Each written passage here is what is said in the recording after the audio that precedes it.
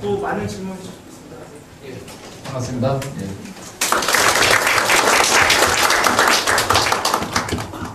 우리 김 교수님 말씀에 언제든지 응답한다. 이거는 제가 자신이 없습니다. 예, 솔직히 밝혀드리고.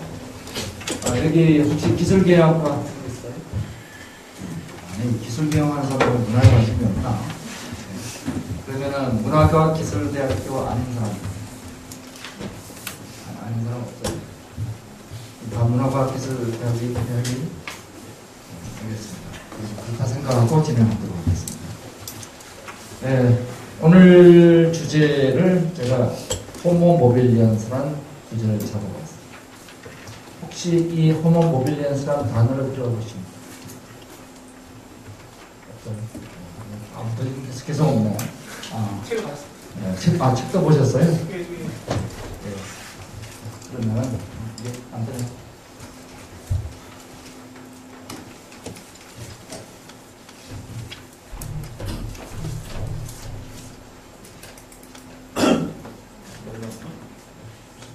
안 꽂아놓으셨구나.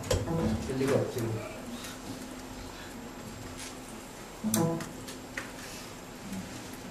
이거는 미리 준비를 하셔야지.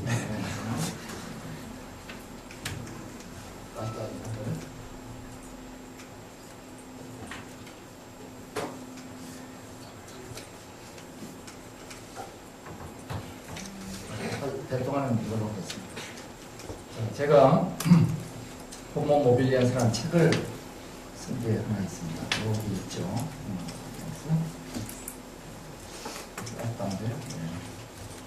우리 이제 보면은 미래 산업에 대해서 우리가 여러 가지를 생각을 하죠. 그래서 앞으로 다가오는 미래 사회에 대해서 이번 금년도 애플이가 발표한 자료인데 됐어요? 네. 네. 금년도 애플이가 발표한 자료인데 다가오는 지금 눈앞에 있는 미래, 바로 직후의 미래는 지능사회다. 뭔가 우리가 지금보다는 훨씬 똑똑한 사회가 될 것 같다. 그 다음 다가오는 미래가 오감의 사회다. 그래서 이제 감각이 우리한테 뭔가 지금보다 다른 형태로 다가올 것 같다. 그 다음에 우리가 감성의 사회다. 2030년이 되면 생각하는 대로 이루어지는 사회가 될 것이다. 미래학이란 건 우리가 영어로 쓸 때 퓨처스라고 쓸 때 S를 붙입니다. 왜 S를 붙이느냐? 미래는 하나가 아니에요. 다시 말해서 모든 얘기는 다 썰일 뿐입니다. 썰전 얘기. 그리고 이것이 될지 안 될지 모릅니다. 처칠겸한테 2차 대전이 끝나고 언론 기자들이 물어봤어요. 위대한 정치가가 되는 요건이 뭐냐? 그랬더니 미래를 잘 예측하는 것이다. 언론 기자들이 박수를 쳤습니다. 역시 대단하시다. 그런데 하나 더 중요한 게 있다. 처칠겸 얘기입니다. 자, 뭐가 더 중요해요?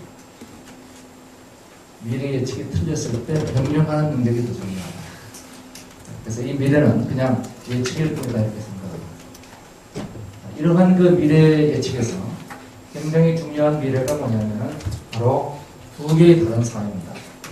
자, 왼쪽에 있는 우리 소녀시대를 제가 몇 명 데리고 그랬어요. 이수만 씨가 뭐라고 할까요? 난리가 나겠죠? 네? 난리가 나겠지. 너 내 죽일 일이 있냐? 그러니까 왼쪽에 있는 소녀시대는 제가 데려올 수가 없습니다. 근데 오른쪽에 있는 이거는 제가 아무리 보더라도 이수만 씨가 저한테 와가지고 아웃을 시키고 이거 상관인 거죠? 자, 그러면 두 세상은 어떻게 달라졌느냐?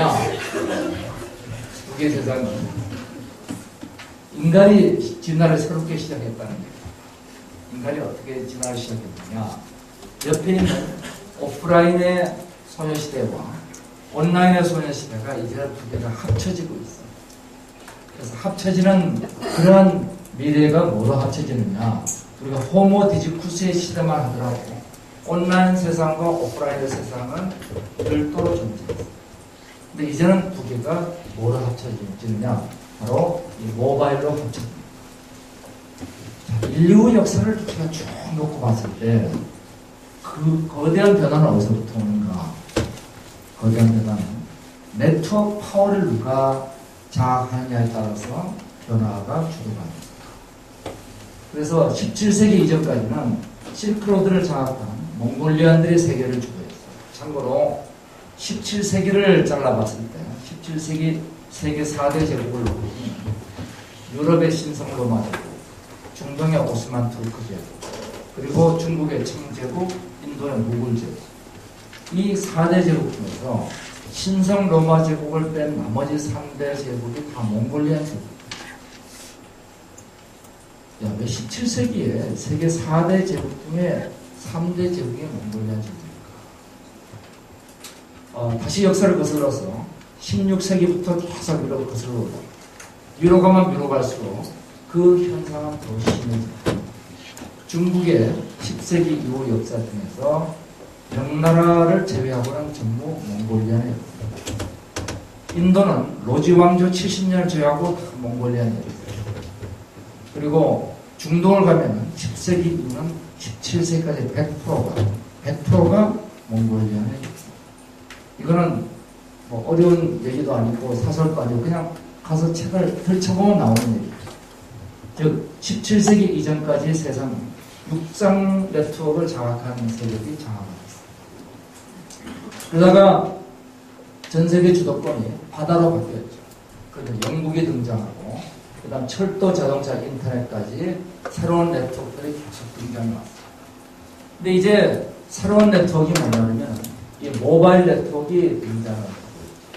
이 모바일 네트워크가 과연 우리 인류 역사에 어떤 의미를 가질 것인가 놓고 보면 실크로드에서부터 인터넷까지의 네트워크를 합친 것보다 더 큰 임팩트를 줄 것이다. 자, 왜 그런 일이 벌어지느냐 하는 문제가 합니다. 지금까지 실크로드로부터 인터넷까지의 네트워크들은 인간의 소유를 뒷받침했어요. 인간의 도구였어요. 그것이 인간을 바꾸지 못했어요. 그런데 모바일 네트워크는 뭐냐면 인간을 바꾸고 있죠. 새로운 진화를 시작합니다. 그래서 그 새로운 진화가 어떤 진화냐면 하나는 인간을 슈퍼맨으로 진화시키고 있고 또 하나는 인간을 집단 인류로 진화시키고 있어요. 그래서 이 두 가지를 합쳐서 제가 호모 모빌리언스로 진화하고 이 과정을 보면은 모바일 네트워크는 인간을 창발적으로 자기 조직화를 시키고 있어요. 기존엔 이런 것들은 우리가 상상할 수 없던 일들이었어요. 이 거대한 변화가 인류사적으로 모든 분야에 임팩트를 미치는 거예요. 아까 얘기한 2015년에 우리 지능사회, 2020년에 오감사회, 2025년에 감성사회, 그리고 2030년에 생각하는 대로 이루어지는 사회 모든 것이 뭐에 기반을 두고 있냐면 호모 모빌리언스의 등장에 기반을 두고 있습니다. 자, 이 두 가지 변화, 즉 인간이 슈퍼맨으로 변화하는 것과 초인류로 진화하는 이 두 가지 현상을 우선 바라보도록 합니다. 그리고 이제 복잡계가 자기 조직화를 통해 가지고 창발적 특성을 가진 생명이 됩니다. 우리 몸속에 60개 쪽의 세포가 있는데 60쪽의 세포 자체는 이제 복잡계죠. 그렇지만 이것이 자기 조직화를 통해 가지고 우리 인간의 특성을 갖추면서 세포 단위에서 봤을 때 혼돈이 인간 단위에서 봤을 때 질서로 바뀌어나갑니다. 이와 같이 생명의 창발 과정이 이제 인간이 스마트폰을 아바타로 삼는 사이보그들이 등장하고 소셜 네트워크에 기반한 집단 생명들이 새로운 인류로 진화하는 과정을 바로 호모 모빌리언스라고 적었습니다. 이건 첫 번째 과정, 첫 번째 좀 쉽습니다. 이 사이보그로서의 진화를 한번 보도록 스마트폰이 뭐냐? 블랙홀이죠? 요즘 mp3 사는 사람 있나요? 없죠? 전자사전도 없죠? 요즘 내비도 잘 안 삽니다. 그래서 100가지 이상의 새로운 산업들이 어디로 들어가 버렸냐? 저 스마트폰에 다 들어가. 스마트폰이 없는 사람? 없죠? 다 있죠? 두 개 있는 사람? 두 개 있어요? 왜 두 개 있어요? 하나는 A인요. A, 하나는 A, B. 그런 거예요? 왜? 왜? 사업을 하고 있어서 그래. 그래서 둘다 여기 안드로이드 하나 있고요. 예, 아이폰이 하나 있습니다. 이렇게. 저는 사업하고 있지는 않습니다. 우리가 스마트폰 2개 갖고 있는 사람은 조심해야 돼요. 그러니까 양심이 있는 사람이거든요. 애인이 둘이 있으면 우리 양심이 있다고. 애인이 하나가 있으면 한심한 사람이죠. 여러분은 양심 있는 사람이 될 거예요? 한심한 사람이 될 거예요? 네? 한심해요? 양심 있는 게 낫지 않을까? 자, 애인이 셋이 있으면 세심해야 돼요. 마지막으로 애인이 한 명도 없는 사람은 무심한 사람입니다. 자, 무심한 사람 손 들어보세요. 없어요? 그린라이트를 켜야 되는데. 자, 이제 슈퍼맨에 대해서 우리 하고 있습니다. 우리 슈퍼맨 그럼 어떤 사람들이에요? 투시 능력이 보통 있죠? 원대 있는 거 봅니다. 그죠? 그 다음에 동시성. 동시에 파리에 있는 사람하고 얘기하고 뉴욕에 있는 사람하고 얘기해요. 그리고 초감각이 있습니다. 그래서 우리가 느끼지 못하는 냄새도 맡고 그리고 보지 못하는 것도 볼 수 있어요.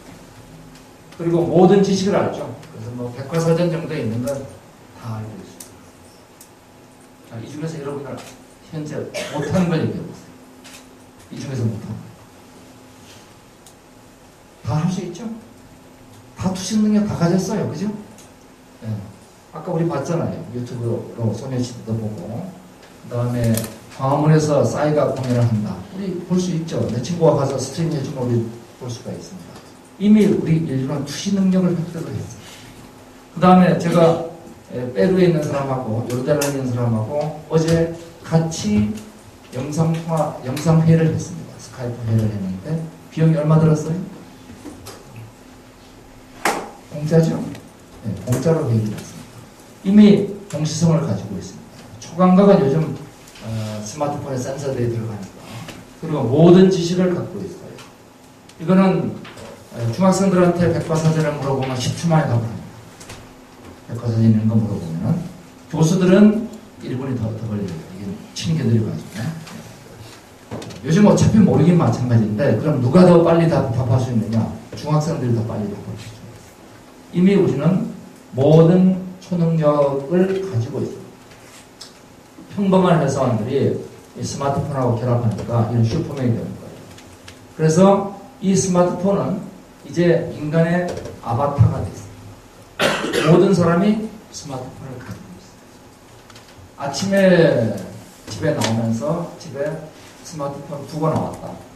자, 지각을 한다, 가지러 간다. 어느 쪽 선택해요? 지각하는 사람. 지각하더라도 가지러 가죠? 왜냐하면 없으면 우리가 멘붕이 되는 거예요. 예. 그래서 우리는 이미 24시간 스마트폰하고 같이 있습니다. 그러니까 이미 우리의 아바타가 되어버렸어요. 그래서 기계 개념에서 탈피하고 인류의 일부가 된 최초의 기계로서 그 자체가 생명현상을 가지기 시작했습니다. 즉 프랙탈과 케이오스와 같은 생명현상을 가지기 시작했습니다. 인류가 진화한 과정을 보면 제일 첫 번째 진화는 DNA가 변화하면서 진화하죠. 두 번째 진화는 지식을 통해서 진화합니다. DNA 변화를 통해서 진화하려니까 너무 시간이 걸려요. 그러니까 시간을 압축해서 우리 인류가 지금까지 배웠던 모든 지식을 한꺼번에 배우는 학습을 통해서 배워요. 그런데 문제는 학습을 통해서 배우는 게 이제 불가능해졌어요. 우리 여기서 문화과학기술대학원에서 여러분들이 열심히 공부를 합니다. 근데 여러분들이 공부하는 속도하고 새로운 컨텐츠가 나오는 속도하고 어느 게 빠르죠? 생각해야 되나? 어느 게 빨라요? 새로운 게 훨씬 더 많이 나오잖아요? 그러면 언제 다 공부할 수 있어요? 이제 그거 불가능하지 않아요? 예. 이제는 불가능합니다. 예. 옛날에 르네상스 시대에는 모든 걸 다 아는 르네상스 인간이 가능했을지 몰라도 지금은 자기 분야를 다 아는 사람도 없습니다. 제가 전자공학을 전공했고 그 다음에 그 중에서도 제가 바이오메디카 그 중에서도 울트라사운드를 전공했어요. 그걸로 사업을 시작을 했고, 그렇지만 제가 전공한 바이오메디컬의 울트라사운드 이미징에 관계된 새로운 논문들을 제가 다 볼 수가 없어요. 하물며 일렉트로닉스에 관한 건 모르는 건 너무 다양합니다. 다른 공학은 진짜 모릅니다. 거기다가 우리가 사회학, 이학 이런 문제 들어가면 그거 저거 어떻게 하려고. 그런데 가끔 사람들은 얘기합니다. 통섭혈인가 모든 걸 다 공부해야 된다. 이것도 알고 저것도 알아야 된다. 이게 가능한 얘기?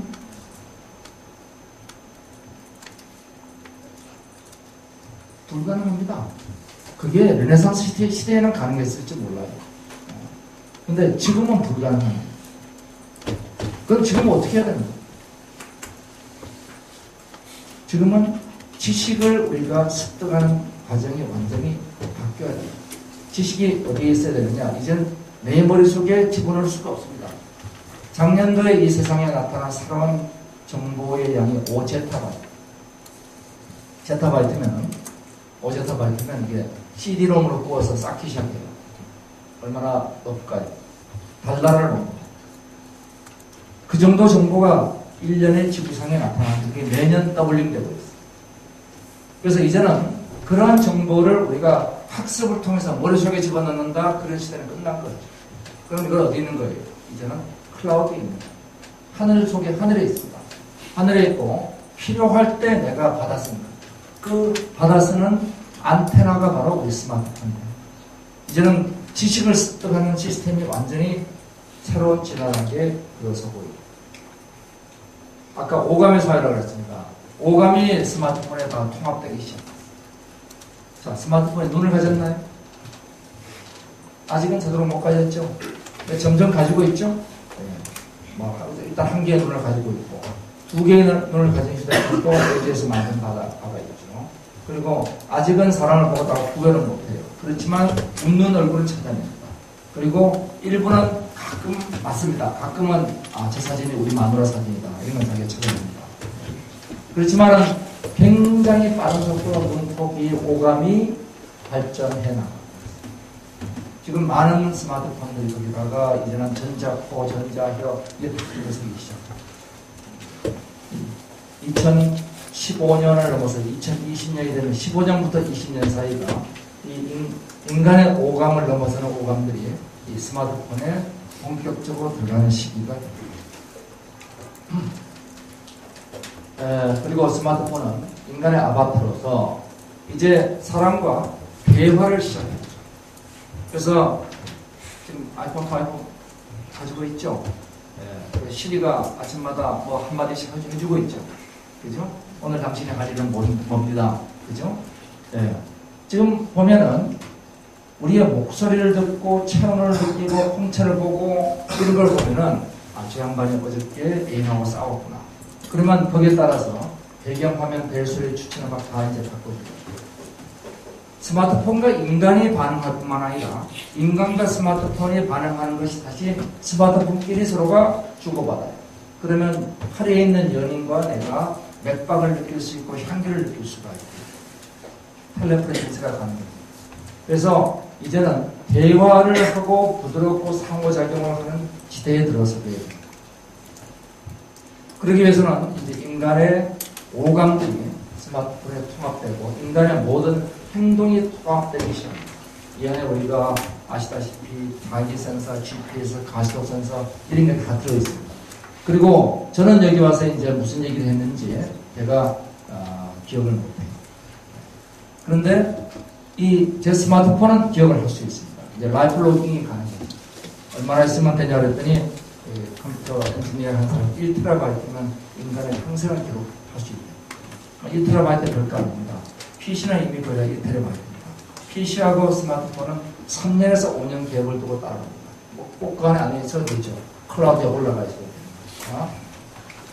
자, 그러면서 이것들이 바디웨어 네트워크를 통해서 인간의 오감들이 통합되기 시작하죠. 통합된 오감들은 이제 주변에 바디웨어 네트워크 혹은 퍼스널 에리어 네트워크를 통하고 집에 가면 홈 에리어 네트워크, 차에 가면 카 에리어 네트워크, 캔이라고 얘기하죠. 배에 타면은 샌에 올라서고, 자, 이렇게 해서 모든 네트워크가 통합되기 시작합니다.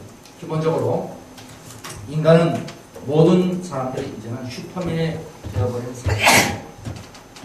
과거 슈퍼맨들이 가지고 있는, 지금 인류가 가지고 있는 개개인의 역량이라는 것은 과거 슈퍼맨 역량을 넘어서고 있어요. 이것이 가속화되는 시대로 들어서고 있죠. 모든 지식과 주관각들이 공부가 되기 시작했어요. 자, 두 번째 변화. 두 번째 변화는 더 큰 변화가 되고 있죠. 집단 생명으로 변화하고. 아시는 것처럼 이제 개미를 놓고 보면은, 야, 이놈의 개미가 어떤 짓을 하고 있나 봤더니 개미가 집을 지었어요. 개미 집을 봤더니 무덤하고 쓰레기장이 저 먼데 있는 거예요. 굉장한 친구들이 그 건축 기술을 갖고 있구나. 뿐만 아니라 개미가 농사를 짓습니다. 여러분들 알죠? 개미가 나뭇잎을 따다가 갖다가 발효를 시켜서 먹어요. 농사 짓는 거죠. 근데 문제는 그 농사 짓는 것도 자기하기 싫으니까 뭘 해요? 노예를 잡아다 시킵니다. 개미들 전쟁할 때 보면은 전쟁이 완전히 그 이합 집산을 하고 상대방을 유도해가지고 함정에 빠뜨리고 들짓다. 굉장히 개미가 똑똑하네요. 근데 그 개미의 지능은 어디서 나왔는가? 그래서 물어봤죠, 저놈한테. 네가 했냐? 그랬더니 저 아닌데요. 옆에 있는 개미한테 물어봤더니 저 아닌데. 다 아니라는 거예요. 누가 한 거지? 모든 개미한테 물어봤더니 자기는 안 했다는 거예요. 누가 한 거지? 개미 집단이 한 거예요. 그러니까 이건 개체의 지능이 아니라는 얘기입니다. 집단의 지능이라는 거죠. 그래서 집단이 개체의 지능보다 이 차원의 한 단계 높아요. 자, 그런 집단 지능 현상에 대해서 우리가 왜 어떻게 집단 지능이 나오냐 그랬더니 스티브 잔슨이라는 양반이 이머전스라는 책, 이 책 읽어보신 분 계실 것 같은데, 더 읽어본 사람?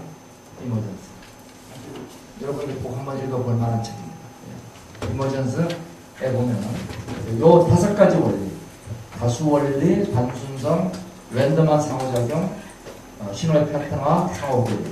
요 5가지 조건이 맞으면 그냥 단순한 집단이 하나의 자기 조직화된 생명체로 발현하기 시작한다.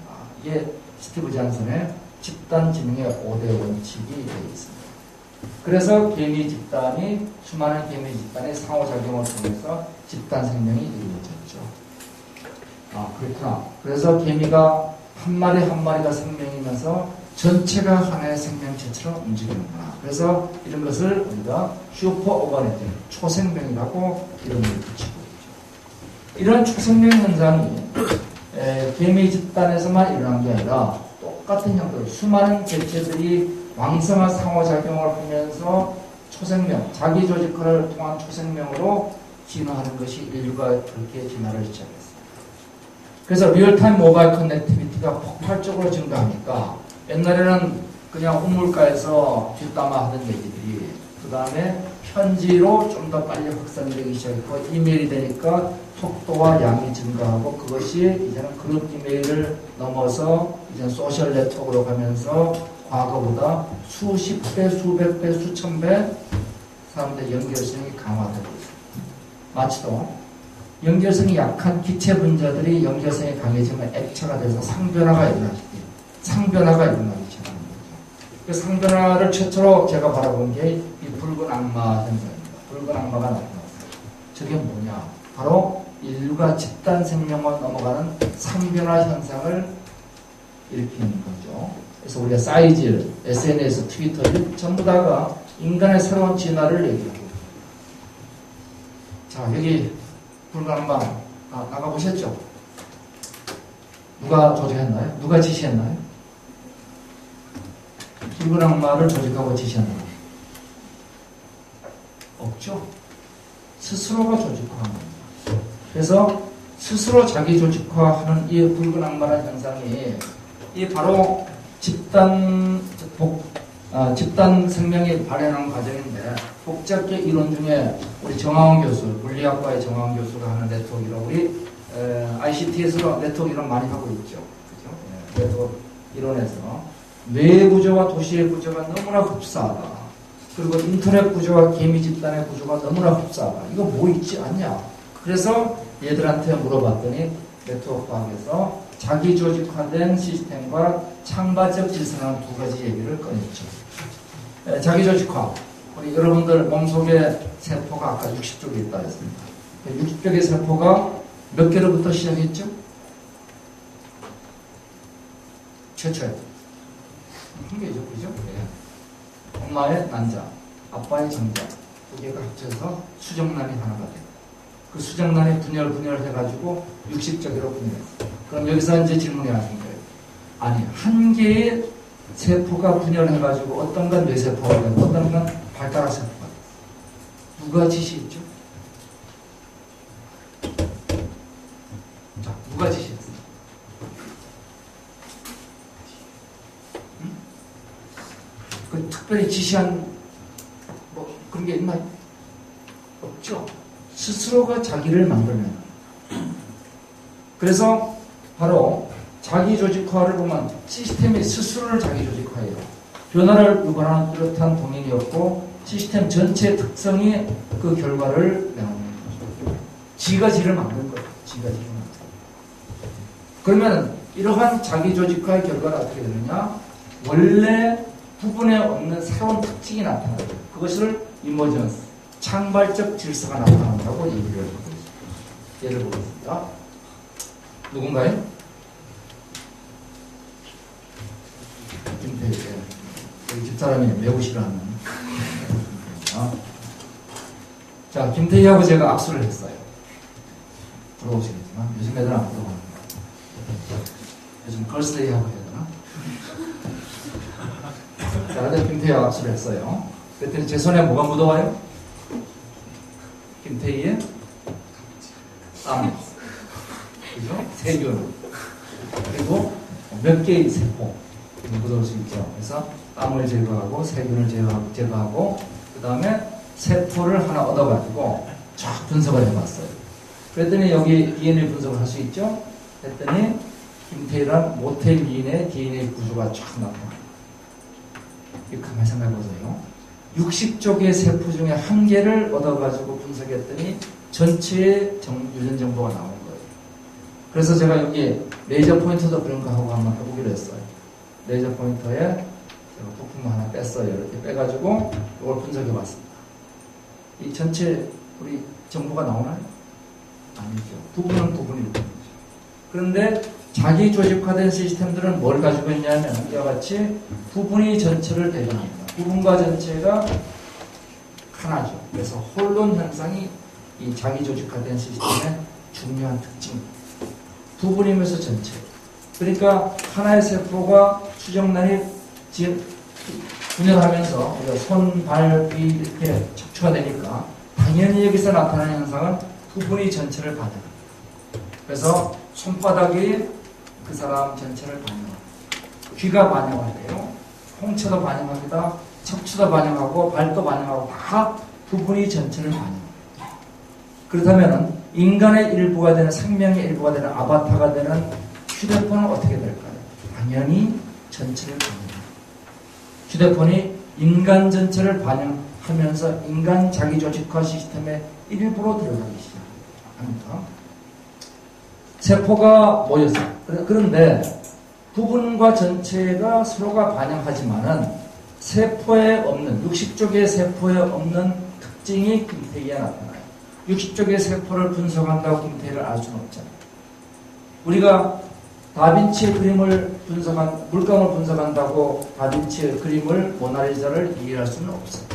그러니까 부분과 전체가 서로가 통하지만 부분에 없는 새로운 특징이 나타났어요. 물감에 없는 특징이 그림에 나타나고 세포에 없는 특징이 사람에 나타나요. 사람에 없는 특징이 조직에 나타나고 그림에 없는 특징이 미술관에 나타나요. 그러니까 여기서 새로운 자기조직화의 결과로 나타난 이머전트, 창발적 현상들이죠. 이 창발적 현상이 무엇일까? 이게 중요하죠. 이 창발성이 나오면서 복잡계가 단순계로 다시 바뀝니다. 세포, 60쪽의 세포라는 복잡계가 한 인간이라는 단순계로 바뀌죠. 자, 그러면은 이러한 창발성에 의해서 개미가 개미집단이 되고 단백질이 사람이 되듯이 이제는 인간이 집단 인류가 됩니다. 이 인간의 집단 인류화 과정이 진행되면 어떤 변화가 생기느냐. 우리는 이제 인간을 개별 인간으로 하나화하기가 어렵습니다. 한 인간, 박근혜 대통령을 파악하는데 그 사람 혼자만 갖다 놓고 아무리 분석해도 이제는 알 수가 없어요. 그 사람하고 주변에 있는 연결고리를 갖고 있는 사람들하고 어떤 관계를 갖고 있는가를 우리가 봐야 돼요. 안철수라는 사람을 불러놓고 우리가 그 사람 한 명만 들여다봐도 알 수가 없어요. 그래서 우리가 인간을 이해하는 게 이제는 개별 인간이 아니라 네트워크 인간으로 이해해요. 그러면 여기서 질문을 던지게 되네요. 이거 개인이 소멸된 건가요? 아니면 개인이 확장된 건가요? 자, 어느 쪽일까요?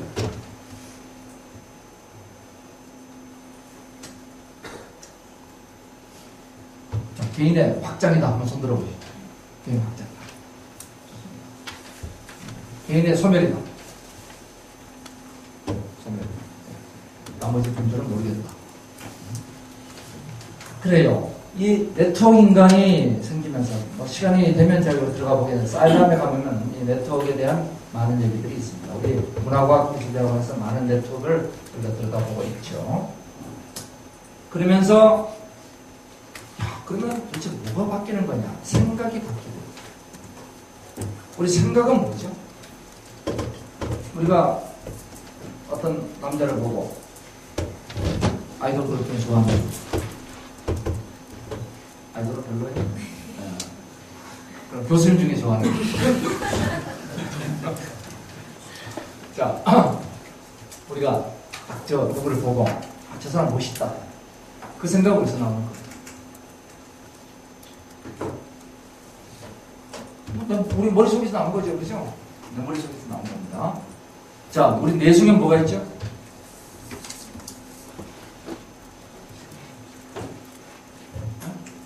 뇌속에 뇌세포가 있죠. 자, 뇌세포는 몇 개쯤 있느냐? 별로 중요한 건 아니지만, 외울 필요는 없지만, 생물학자들한테 물어봤더니 1000만 개가 있다. 1000만 개. 우리 뇌속에 뇌세포가 1000만 개. 그러냐? 근데 그 하나의 뇌세포가 팔을 뻗치는데, 팔을 뻗쳐서 옆에 뇌세포하고 연결고리를 만드는 이 링크가 몇 개 있냐 했더니 1000개쯤입니다. 그러니까 뇌세포 하나가 다른 뇌세포하고 한 1000개 뇌세포를 연결하는 거예요. 그러면 전체 그 뇌 속에 있는 링크의 개수는 몇 개나 될까요? 구매하기 좋은 데 나와요. 네? 네? 10조요? 100조? 100원? 아, 죄송합니다. 1000만 개, 1000억 개입니다. 1000억 개가 있고 1000개의 연결고리가 있고 그러면 100조입니다. 우리 뇌 속에는 1000억 개의 뇌세포가 있고 그리고 1000개의 연결고리들이 각 뇌세포마다 있기 때문에 총 100조의 연결이 우리 뇌 속에 있습니다. 그 100조의 연결이 어떻게 연결되느냐에 따라 가지고 사람들의 생각이 바뀝니다. 그게 바깥으로 연결되어 있으면 박근혜가 되는 거고 안으로 연결되어 있으면 안철수가 됩니다. 그래서 이 생각이 네트워크이죠. 생각은 네트워크입니다. 네. 다른 데서 생각이 나오지 않습니다. 생각은 네트워크에서. 그런데 이 네트워크가 이제는 네트워크 인간화 되면서 우리 뇌 속에만 생각이 있는 게 아니라 바깥에 있는 네트워크와 우리가 또 연결합니다. 그러니까 우리 뇌는 좌뇌, 우뇌 뭐 이렇게 얘기하는데 뇌뇌가 존재합니다. 내 뇌 바깥에 있는 뇌가 존재합니다. 그리고 이 연결은 어떤 연결이냐? 이거는 굉장히 강한 연결인데 이거는 약한 연결. 약한 연결은 별 권리 없나요? 강한 연결이 중요해요? 약한 연결이 중요해요? 둘 다 중요해요? 그렇죠. 바로 이 약한 연결을 뭘 만들어내냐면 창조성을 만들어냅니다. 강한 연결들은 몰입을 만들어내요. 문제를 해결해요. 새로운 문제의 발굴은 약한 연결이 나옵니다. 상상력, 직관 이런 것들이 수가 잘 안다고 하는 약한 연결에서 나옵니다. 이러한 네트워크 사회가 되면서 인간에게 엄청난 규모로 폭발하기 시작한 게 집단 창조성이 폭발하기 시작합니다. 우리가 크라우드 소싱, 소셜 싱킹, 뭐 다 이런 얘기들이죠. 초연결 구조를 가진 인간의 뇌들이 집단 창조성으로 연결되기 시작. 사람이 이제 미쳐버리는 거죠. 그러니까 사람의 뇌에서 가장 많은 용량을 차지하는 게 뭔가? 영어 단어를 배우는 게 어려울까요? 친구 100명을 사귀는 게 어려울까요? 친구 100명. 영어 단어 10,000개 배우는 것보다 친구 100명 사귀는 게 더 어렵다. 그렇지 않겠어요? 친구 100명 한 명하고 우리가 100개 이상의 이벤트가 있겠죠. 그걸 다 우리가 잘 조합하고 추론해야 됩니다. 그러면은 벌써 그것만 해도 10,000개의 영어 단어보다 어려워지죠. 그래서 던바의 법칙이라는 게 있어요. 그 아프리카 토인들의 집단 규모가 얼마나 봤더니 150명. 그게 침팬지는 뭐 기억이 잘 안 나는데 50명 좀 되는가 봐요. 50마리. 근데 사람은 그냥 150명 됩니다. 그래서 150명이 넘으면은 집단의 연결성이 분절화되기 시작합니다. 그래서 그 군대를 가보면 군대의 기본 단위가 150명. 그러니까 인간이 그 정도로 사람하고 관계를 맺는다는 게 머리 터지는 일인데 이제는 그냥 초연결 구조를 가지게 되면 사람 머리는 어떻게 되는 거예요? 폭발할 수도 있죠. 그죠? 폭발할 수도 있으니까. 그러니까 이제 페이스북보다 텀블러가 이제 등장한 거예요. 폐쇄적 사이트로. 카카오에서 밴드로 이동하기 시작. 폐쇄적 사이트로 들어가기 시작. 분절화되기 시작. 또 하나는 뭐냐면 인간이 그러한 사람을 사귀는 과정들을 쉽게 해주는 유틸리티들이 지금 등장하기 시작. 그래서 페이스북이나 그런 것들이 결국 하는 건 뭐냐면 그러한 유틸리티. 그러면서 또 뭐가 등장하죠? 사람의 머릿속에서 불필요한 건 이제 바깥으로 갖다 놓기 시작합니다. 사람, 옛날에 사람 머릿속에 있던 것 중에서 제일 먼저 바깥으로 옮겨놓은 게 뭐죠?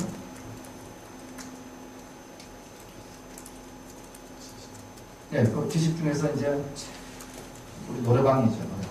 네? 노래방 가사. 여러분들 외우세요? 노래방 기계 나온 다음에 가사 잊어먹지 않았어요? 네? 저는 못하는데. 그 다음에 제가 지도를 굉장히 잘 봐요. 그래서 제가 전 세계 70개국을 다니면서 그 70개국 가서 거기다가 제가 운전을 직접 했어요. 운전하게 하려면 어떻게 해야 돼요? 그 지도를 다 머릿속에 지고 가야죠. 왜냐하면 안내판이 영어로 안 돼 있는 나라도 많이 있습니다. 그 나라 가가지고 운전을 하려면은 그 지도를 머릿속에 집어요. 그런데 문제는 요즘 제가 서울 시내 지리도 몰라요.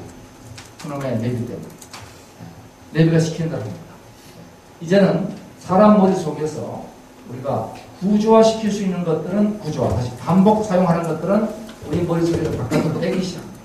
그래서 그걸 우리가 인베디드 인텔리전스라고 얘기해요. 자, 이 세상이 지금 어떻게 변하는 거야? 세상은 이제 이렇게 변하는 겁니다. 모든 인간은 스마트폰을 아바타로 삼아가지고 다 한 개 이상의 아바타를 가지고 있습니다.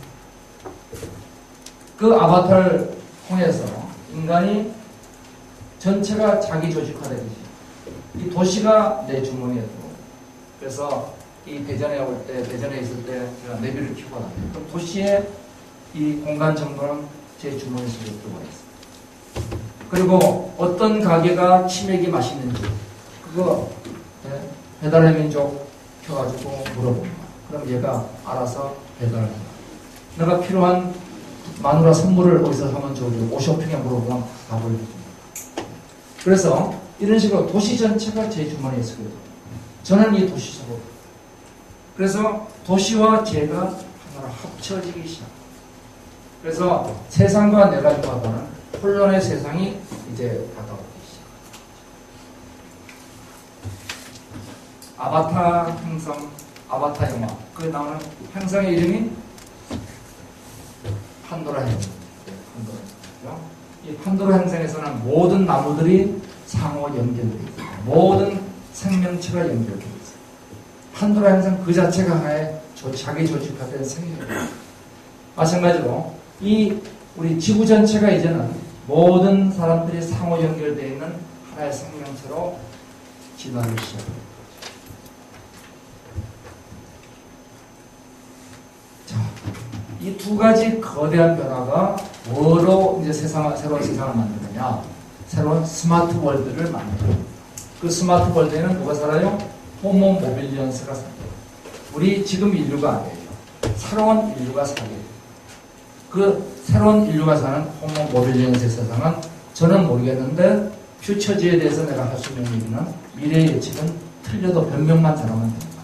그래서 제가 미래 그림을 좀 보겠습니다.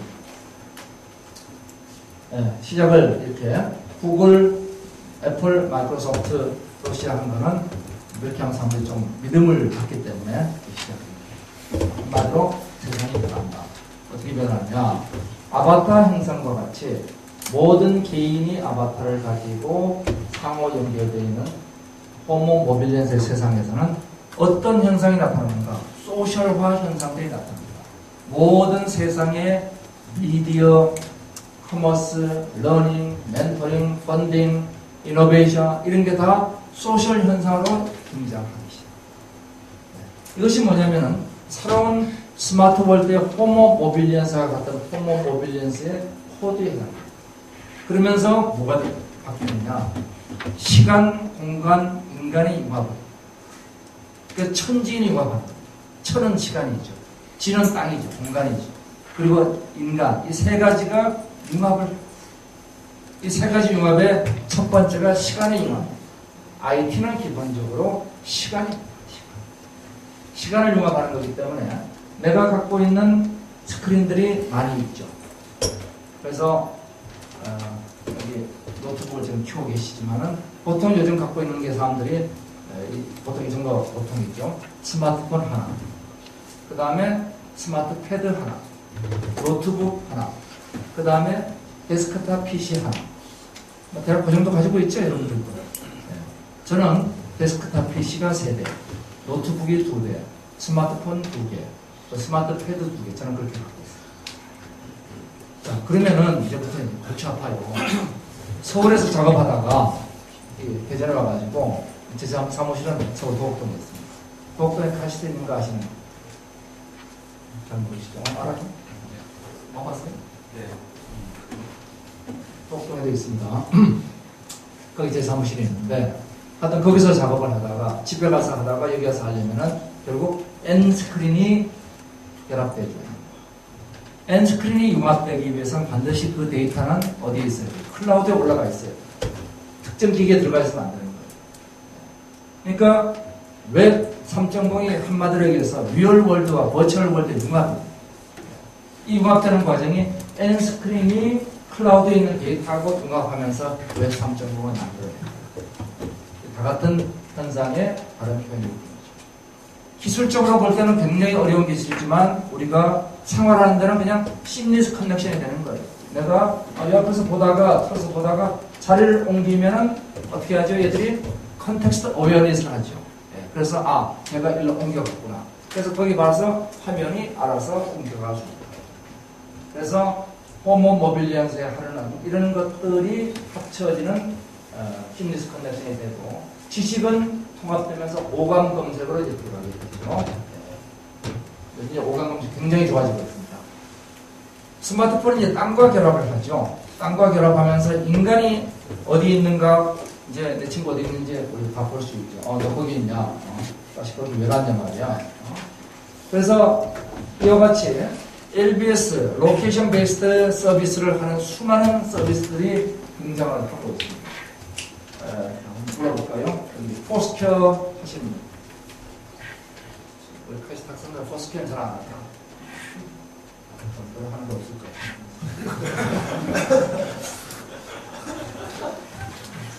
자, 스마트폰은 돈과 결합하죠. 그죠? 자, 돈이란 이런 것이다. 정리할 수 있는 사람. 돈. 자, 돈을 정의할 수 있는 사람. 사업하는 사람은 돈을 다루니까. 자, 돈이란?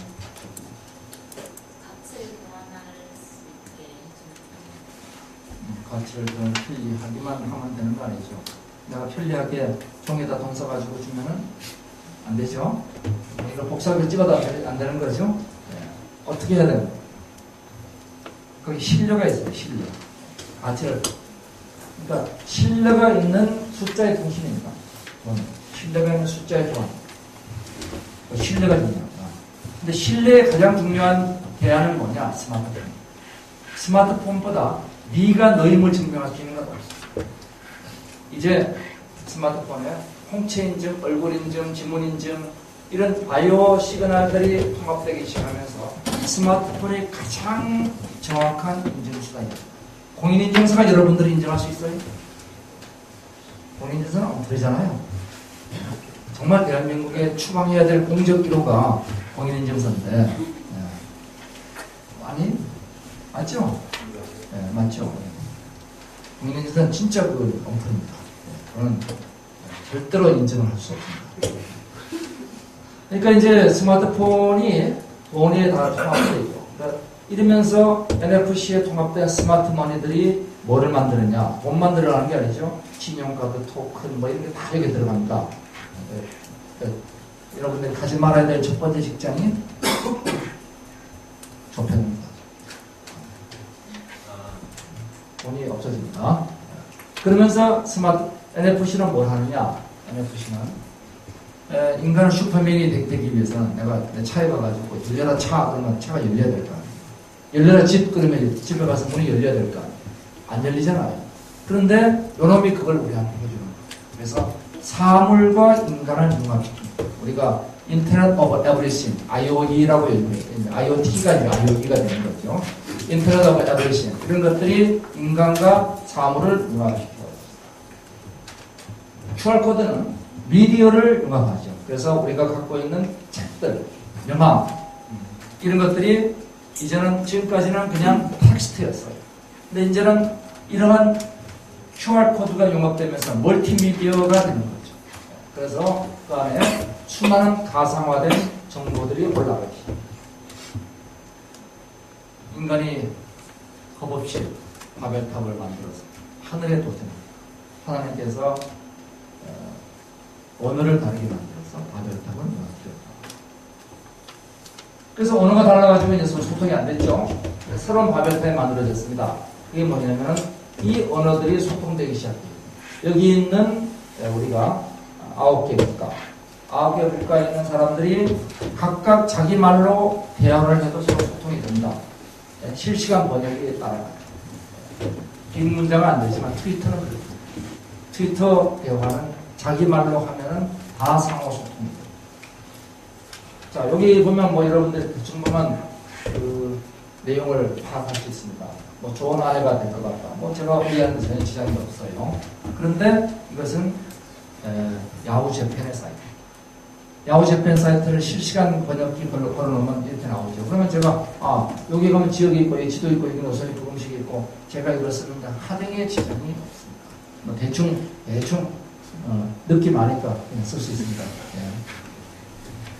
자, 이런 시대가 바로 소셜 네트워크 시대죠. 수많은 소셜 네트워크들이 등장합니다.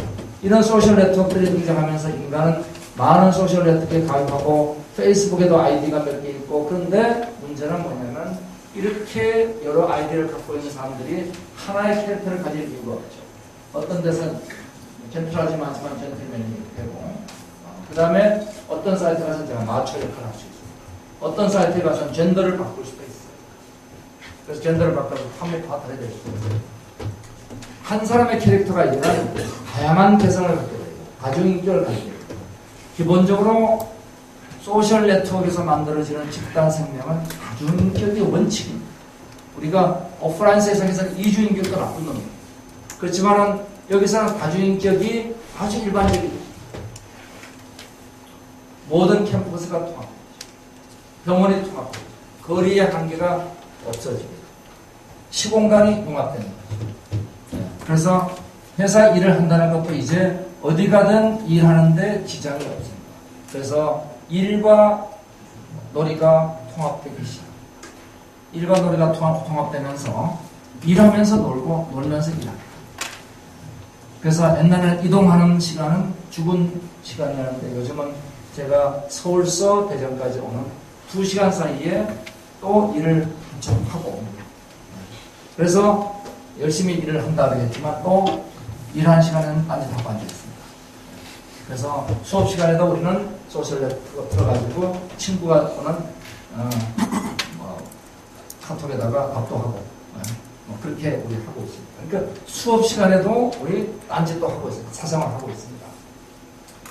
지금 여기는 그런 분이 물론 있겠죠. 자, 그 다음에 더 나가서 그러면은 회사에서 그런 개인적인 소셜 네트워크 하는 놈들을 그냥 우두기 잡아야 되겠다. 그래서 못하게 했어요. 한 회사는 내버려뒀습니다. 어떤 회사가 실적이 더 좋아지는가 봤더니 소셜 네트워크를 허용한 데가 더 좋아져요. 이게 또 새로운 세상의 원칙입니다. 도시가 이제는 스마트화되면서 하나의 생명체를 이루고 창조성의 중심이 네트워크 공간으로 바뀌게 되죠. 그래서 도시가 음악되는 세상입니다. 또 하나 굉장히 큰 변화가 이제는 지금까지는 우리가 주로 오프라인의 세상이 온라인으로 들어갔어요. 그런데 이제는 온라인에 있던 세상이 오프라인으로 나오기 시작합니다. 그게 바로 3D 프린터가 가상현실을 세계화합니다.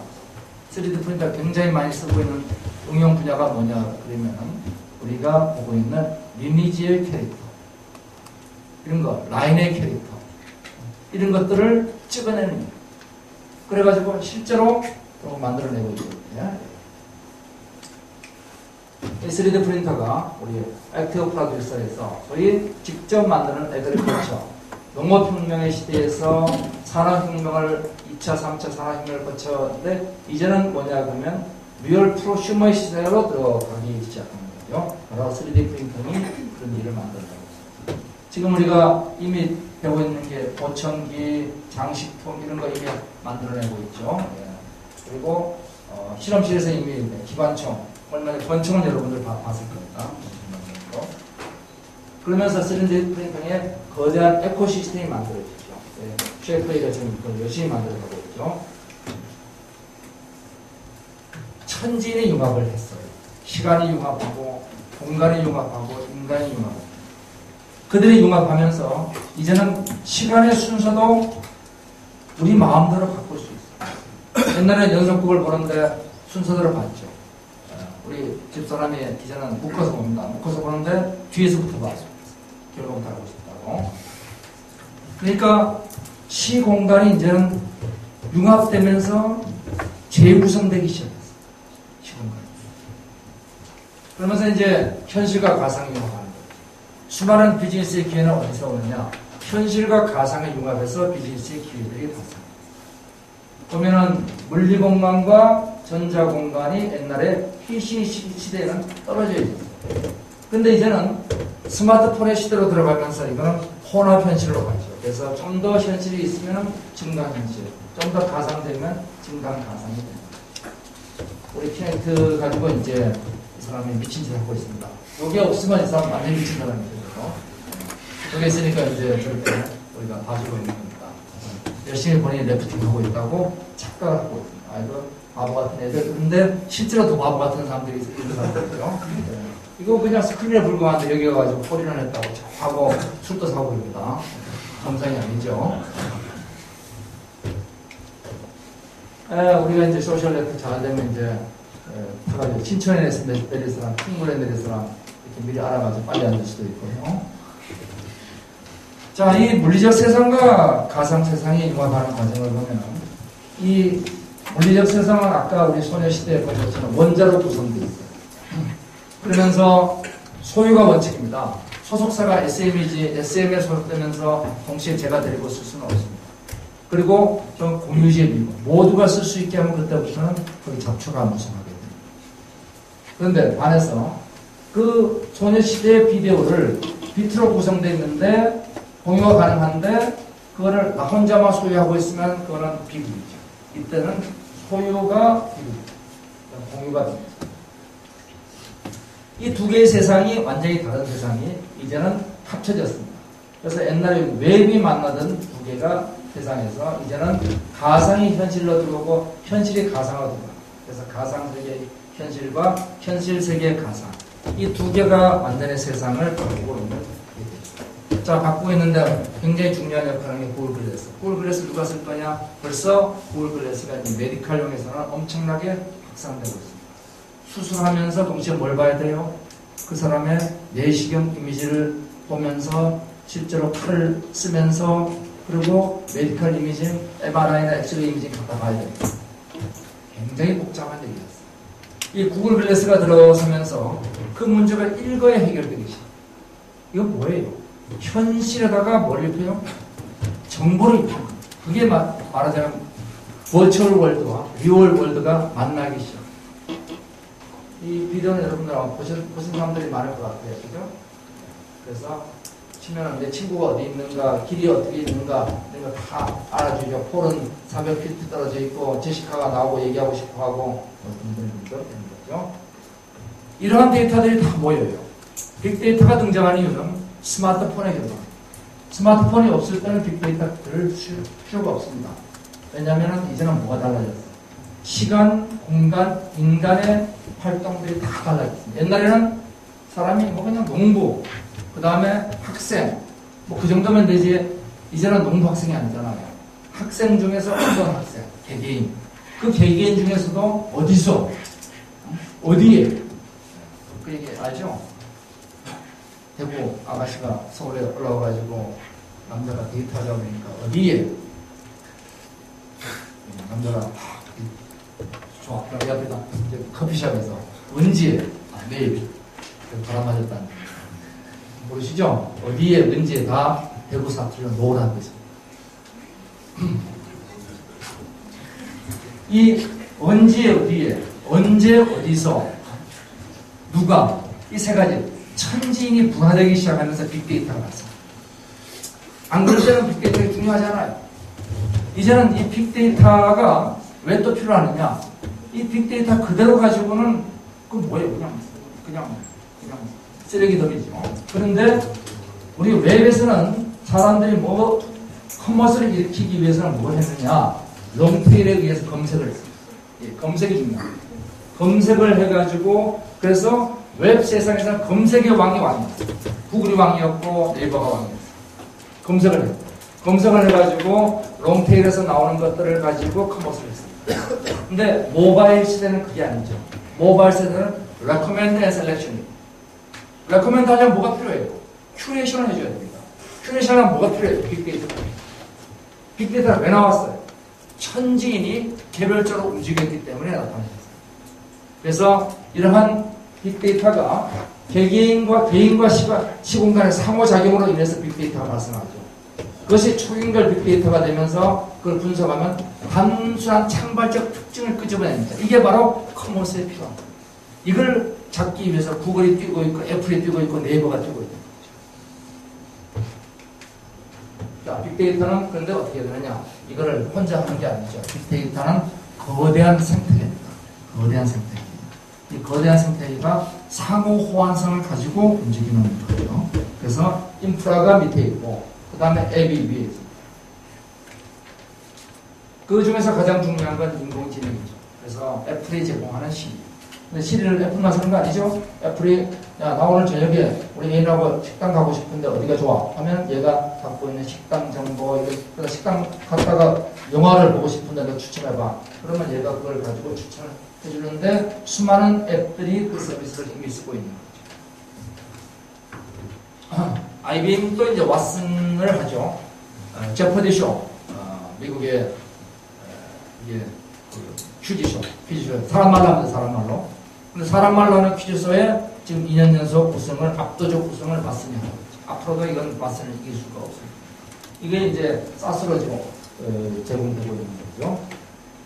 이제 지구가 이렇게 하나의 클라우드 서비스로 하는 거고, 이렇게 이제 빅데이터가 가면은 어떻게 되느냐? 빅데이터는 인간을 굉장히 편하게 해줄 것 같죠. 야, 지금 너 이거 필요해. 너 지금 이거 필요할 거야. 하고, recommend selection. 얼마나 편해요? 근데 빅데이터는 동시에 빅브라더. 개개인의 빅데이터는 빅브라더로 하게끔 되어 있는 거죠. 그래서 빅브라더 이제 왓츠입니다. 이게 바로 빅데이터에서 왓츠입니다. 그래서 히틀러의 제3대국의 조지 오웰 친구의 뭐 이런 것들이 가능해지죠.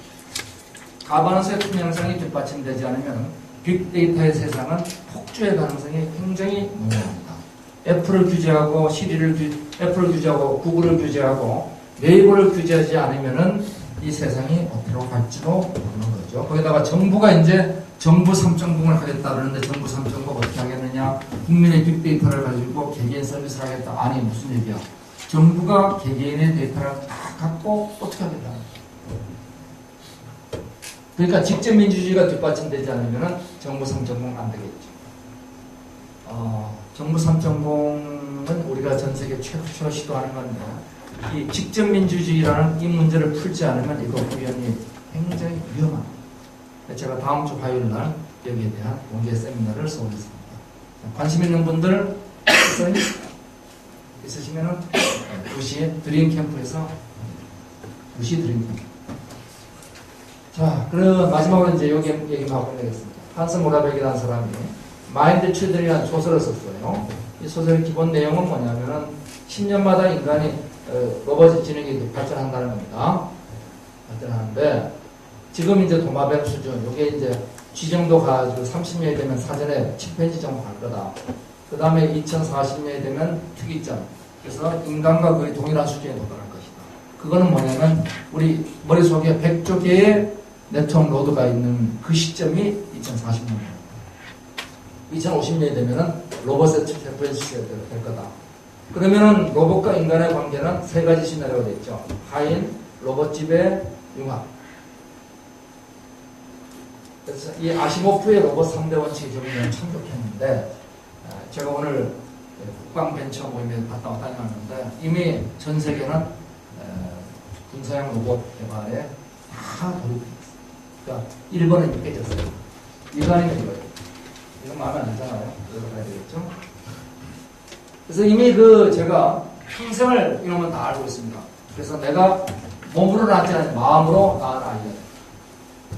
이 여자도 마음으로 아이를 낳았죠. 그들이 결합할 수 있어요. 선조와 내가 결합할 수 있어요. 이 전 지구에 시간, 공간, 인간이 융합하는 천지인이 융합하는 인중천지의 세상에 들어갑니다. 바로 스마트 월드의 세상. 스마트 월드? 저도 몰라요. 이게 굿월드가 될지, 어두운 면이 될지, 또 한국의 미래전략은 뭐가 될지. 자, 이 부분은 여러분들의 문제가 되겠습니다. 지금부터 질문 가겠습니다.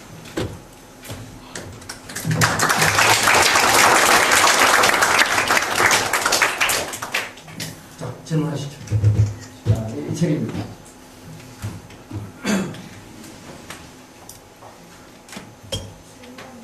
네. 이걸로 하세요.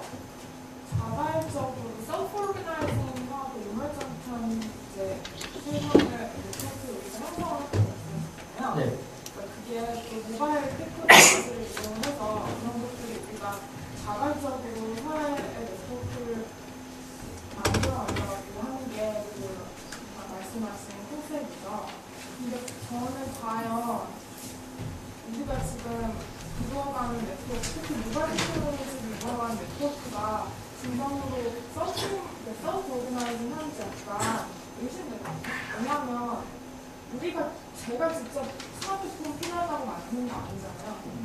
분명히 우리 사회를 주도하는 주도권 계층이 스마트폰을 만들고 모바일 테크놀로지를 만들고 거의 모든 기술들은 라디오도 그리고 여태까지 스토리를 좀 보면은 미국 군대들이 만들고 사회를 주도하는 계층들이 이런 걸 만들어서 모바일 테크놀로지라는 것도 그런 것 중 하나이고 또 그것을 그냥 우선하게 던져준 게 아니라 꾸준히 이런 걸 만들고 우리에게 돌아오는 옵션은 사실 되게 많지가 않잖아요. 그냥 안드로이드 아니면 아이폰, OS냐 이거만 이제 옵션을 가지고 있는데 말하자면 그것이 우리가 정말 자발적으로 만들어가는 그런 셀프-오르가이징한 네트워크를 만들어가고 있는지 아니면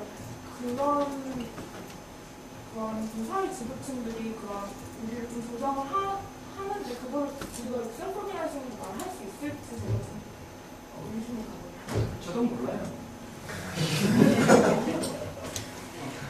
저도 모르고요. 지금 자기 조직화된 조직은 몇 가지 특징을 가지죠. 폴론의 특징을. 그게 뭐 안드로이드냐 아이폰이냐 그게 중요한 건 아니죠. 인간이 얼만큼 왕성하게 상호작용이 생기느냐, 랜덤한 작용이 생길 수 있느냐, 신호가 패턴화되느냐. 스티브 잔슨의 이머전스나 5대 원칙이 지금 발현되고 있다는 그 시점을, 그 현상을 제가 얘기 드린 거고, 그것이 과연 자기 조직화로 제대로 갈 것이냐, 아니면 누군가가 만든 시나리오 따라 갈 것이냐, 저는 몰라요. 여러분들이 잘 판단해 보시기 바라고. 더 나가서, 그러한 누가 만들어 갈 것이냐 하는 걸 이전에, 바람직한 세상을 만들기 위해서는 과연 우리는 어떻게 해야 될 것인가. 그래서 액티브한 관점에서 문제를 보시기 바랍니다. 제가 오늘 드릴 수 있는 얘기는, 저는 정답도 모르고 아무것도 모르고, 단지 제가 드릴 수 있는 건 이런 시나리오를 제가 얘기했고, 퓨처 쓰니까 그 다음에 그러한 시나리오를 가지고 여러분들이 화두를 가지고 생각을 해보라 하는 얘기를 제가 드립니다. 그 얘기도 계속 자기 반박하면서 생각을 해보세요. 또 한 가지 궁금한 게, 아까 말씀하신 초반과를 가지고 있고 지식을 가지고 있는 스포맨으로 우리가 진화를 하셨는데, 그런 스포맨으로서 이렇게 문화에 대해서 어떤 관점을 가지고 제가 주고 싶은 얘기는 이거예요. 인간의 능력이 과거에 비해서 비약적으로 발전하고 있다. 그것이 아까 얘기한 투시 능력, 그 다음에 백과사전에 있는 정도의 지식, 그리고 우리가 다른 사람들이 어떤 생각을 하고 있는가 즉각 알 수 있는 능력, 그런 능력들을 우리가 인간이 획득해 가고 있다. 그래서 그 획득한 결과로 과연 인간은 어떻게 진화해 나갈 것이냐, 그건 여러분들이 계속 생각을 해보시죠. 근데 그 진화라는 말이 어감이 되게 좋잖아요. 그러니까 파슬리성이 좋잖아요. 그러니까 요거는 뭐 마음에 안 드시면 바꾸셔도 돼요. 아니, 제 말은 그러니까 우리가 그런 능력을 획득했다고 하는 거는 저도 테크놀로지를 모르는 우리가 그런 능력을 획득했다고 생각을 하는데, 과연 그게 진짜 인간의 능력을 우리가 발전시킨 건지, 아니면 우리가 기계에서 요즘하는 힘을 그렇게 좀 만든 건지, 그게 생각해보세요. 제가 계속 드릴 수 있는 얘기는 오늘 제가 드린 건 카드입니다. 생각해보시죠. 그리고 어디까지가 인간의 능력이고, 어디까지가 기계의 능력이고, 어디까지가 사회의 능력이고, 이런 문제도 여러분들이 생각합니다. 그리고 그걸 우리가 왜 어디까지라고 정의를 하고 나가야 될 것인가. 그런 생각조차도 우리가 과거에 가졌던 결정론적, 기계론적 생각이 아닌가. 이런 반문도 해보십니다. 특이하게도 이제 학생들이 사전에 좀 질문을 아, 그래요? 있는데요. 보시고서 이제 좀 쓰시면 아니, 끝나지 않은 고전의 양식을 보신 분이 설마 없을 텐데. 있어요? 안 보셨죠? 그래서 1번 질문은 그래서 학생들이 한 거가 아닌 것 같아요. 우리 집사람은 아까 얘기했죠? 김태희를 싫어하고. 김태희 나오는 드라마 나오면 돌리는 분이고. 그리고 가족은, 그래서 인간에 있어서 가족이 자기 기인이를 연결하는 사람들이니까 가장 생물학적으로 가까운 거죠. 근데 이제 진의 시대에서 점점 미매 시대로 또 가치도 혼합되고 있습니다. 그래서 꼭 사람의 자기가 과연 내가 누군가 생각했을 때 지금 이 자리에 있는 내가 나냐, 아니면은 내가 쓴 저 책 속에 있는 생각들이 난가. 그리고 자기가 생존한다는 것이 뭐 예수님이나 부처님이 돌아가셨지만 그분이 지금 살아있는 건가 죽은 건가, 이런 것들도 우리가 계속 생각할 수 있는 좋은 화두가 될 거예요. 그래서 가족의 경계라는 것은 생물학적인 관점도 우리가 극복해낼 수 있을 겁니다. 우리 생각을 공유하는 사람들, 이런 사람들도 우리가 확대해 나갈 수 있을 것이고, 그래서 그런 것을 정말 내 가족으로 국한한 사람들은 좋은 남편이 될 것이고, 그 다음에 인류 전체로 확대한 사람은 좋은 종교 지도자가 될 것이고, 국민 전체로 확대한 사람은 좋은 국가 지도자가 될 것이죠. 두 번째, 커즈바일에 대해서 잘 모르죠. 우리가 이제 특이점이란 게 뭐예요? 특이점, 원래 뜻이란 게 미분 불가능하다는 거죠. 그죠? 그래서 감면이 옛날에 우리 공대생들을 얘기하던 이 감면인데 혹시 아시는 분? 정구나. 감면은 간단하게 말해서 미분이 되면 연속이다. 감면입니다. 그리고 공대생들 얘기하는 게 공대생들은 세 가지 단어밖에 모른다고 얘기하죠. 첫 번째가 과제했냐, 두 번째가 밥 먹었냐, 세 번째가 제 이쁘지 않냐. 그 특이점은 그 전후를 모르는 거죠. 미분이 안 되는 거니까. 그래서 우리가 블랙홀의 특이점을 넘어서면 그 뒤에 뭐가 있는지 우리는 모른다는 거죠. 레이먼드 커즈바이드 얘기한 게 특이점을 넘어선 그 시점, 우리가 물리학에서 얘기하는 특이점을 우리 미래학에다 갖다 놓으면서 그 특이점 이후에 모른다는 거예요. 그럼 모르는 게 맞겠죠. 왜냐하면 그 시점은 소위 말하는 인공지능, 로봇이라고 우리가 간지를 필요는 없어요. 우리가 커즈바이드 얘기하는 로봇은 그 개개의 로봇이라기보다 지구상에 있는 컴퓨터 노드의 숫자가 인간 머리 숫자를 넘어서는 시점. 그게 이제 아까 얘기한 100조기로. 100조기를 넘어서는 시점이 언제 올 것이냐. 그것이 어느 시점에서는 인공지능의 지능이 인간의 지능을 넘어설 것이다. 그럼 그 이유는 어때서 모른다는 거죠. 그거는 미래학자들이나 많은 사람들은 그 점은 다 해요. 2940년에 커즈바이드 얘기하는 건데 그 2040년이 될지 35년이 될지 50년이 될지 그건 몰라요. 그렇지만 하나 확실한 건 지금 같은 속도로 스마트 디바이스들이 확대되기 시작하면은 그러면은 언젠가 올 것이다. 이미 그 스마트 디바이스의 숫자는 인간의 숫자보다 많아졌죠? 인간의 숫자보다 많아졌습니다. 2020년이 되면 100억 개를 넘어서는 건 당연하다고 그러죠? 2015년 정도 우리 100억 개 정도 되고 있습니다. 소셜 네트워크와 호모 모빌 진짜 책을 보셨나? 제가 호모 모빌리어스도 모르는데 다음 인류가 어떤 인류가 될지 제가 알 수는 없는데 그 인간이 지금 1차적으로 개개인의 인간의 시대에서 개미처럼 집단 생명으로 자기 조직화되는 그러한 인간을 호모 모빌리언스라고 했어요. 그러면 그러한 인간도 굉장히 다양한 형태가 나타났습니다. 그리고 그 단순히 다양할 뿐만 아니라 굉장히 다양하다는 게 개미도 굉장히 많은 종들이 있어요. 인간도 굉장히 많은 다른 인간의 문화를 가지고 있죠. 그래서 그것이 하나의 형태는 분명히 아닌 거죠. 그래서 다음 인류라기보다 호모 모빌리언 자체가 굉장한 다양성을 가지게 됩니다. 이거는 디지털 노마드.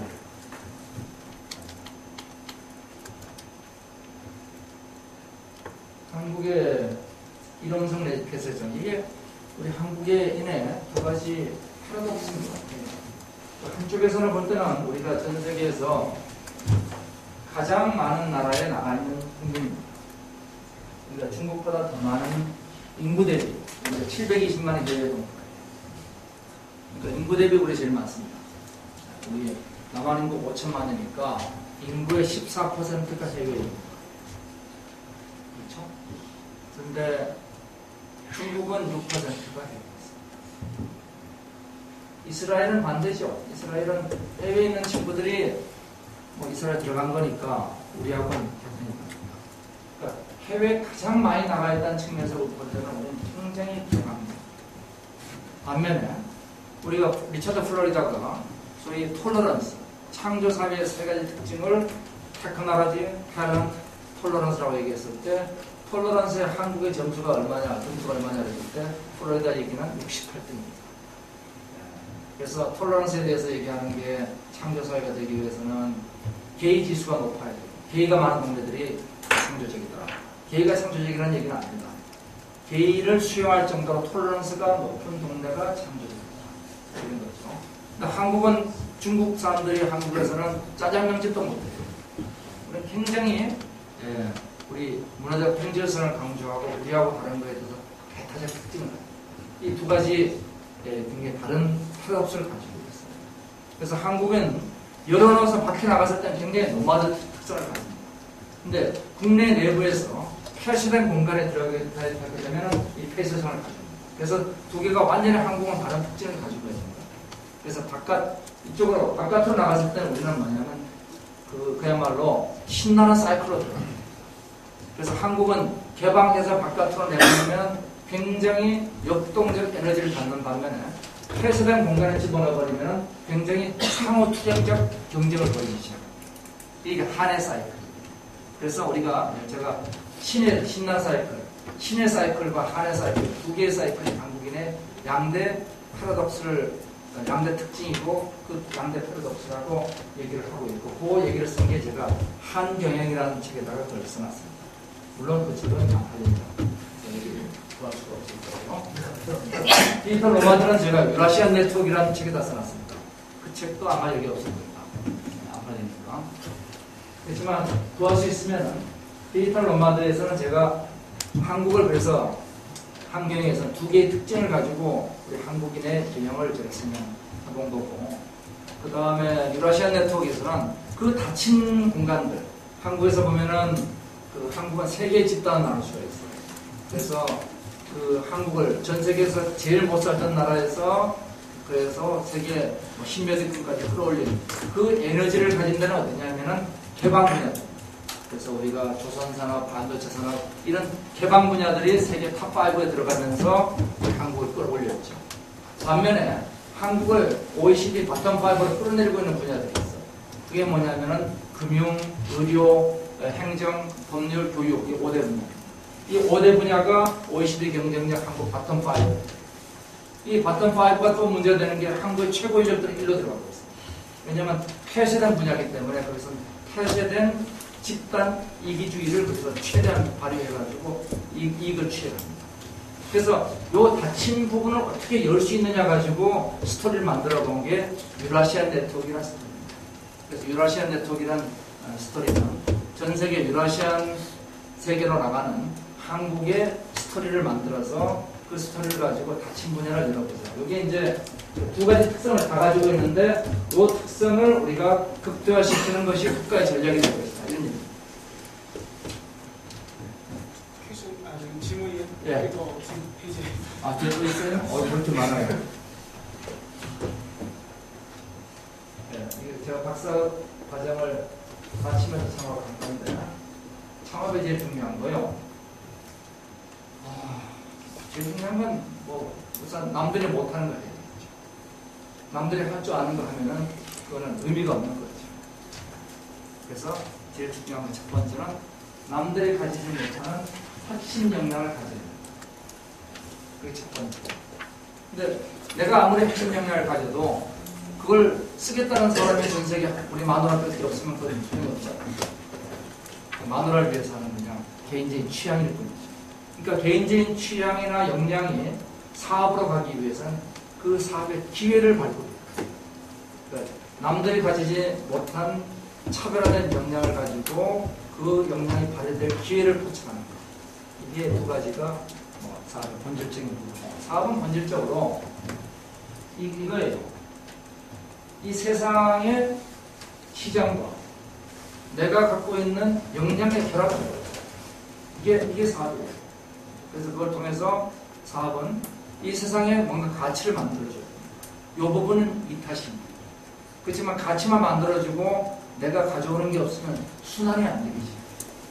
한 번에 끝나버리죠. 그래서 이타심이 그 다음에 이기심으로 순환을 해줘요.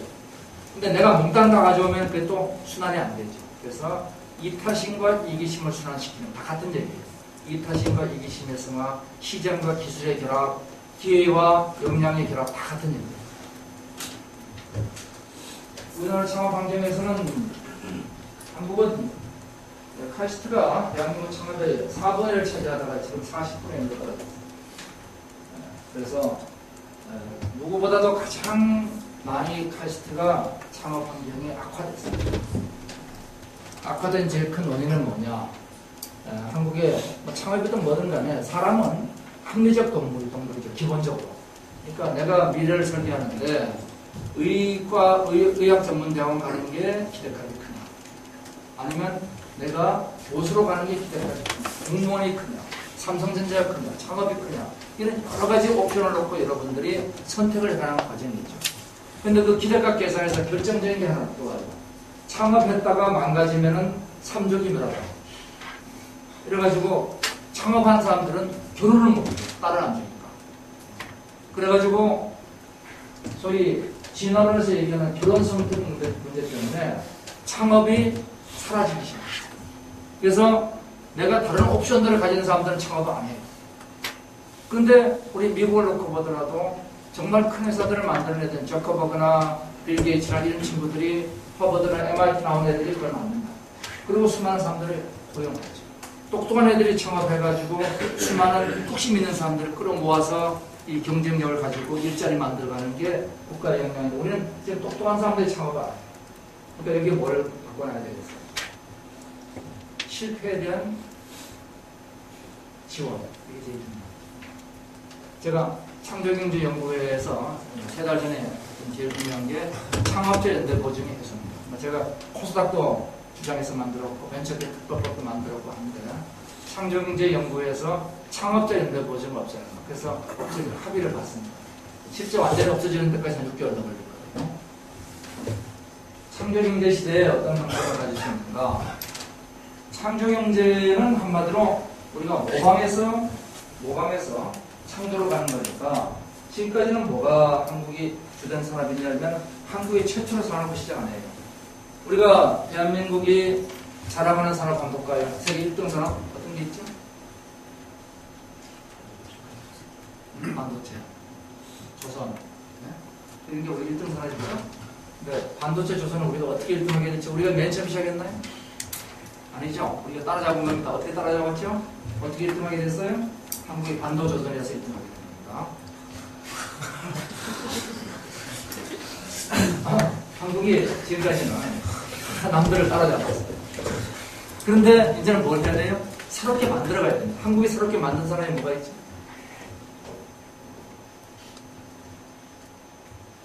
그 GM 연구에서 전 세계 69개국에 그 기업가 정신 비교 연구로 한 연구 결과는 명백하게 드러났습니다. 그러니까 남들을 뺏겨서 가지고 있는 한계는 2만 불대라는 거예요. 2만 불대를 넘는 성장이라는 것은 남들을 뺏기는 게 아니라 자기들 걸 만들어야 된다. 그래서 이제 우리 창조가 필요합니다. 한국이 만든 사람 뭐 MP3, 뭐 3차원 네트워크 게임 뭐 이런 것들이 있습니다. 다 우리가 지금 뺏기고 있죠. MP3 잡채민이 가져갔고 그 다음에 3차원 네트워크 게임은 텐센트가 가져갔고 이제는 우리 별로 가진 게 없어요. 그래도 아직 남아있는 거 있습니다. 대리운전.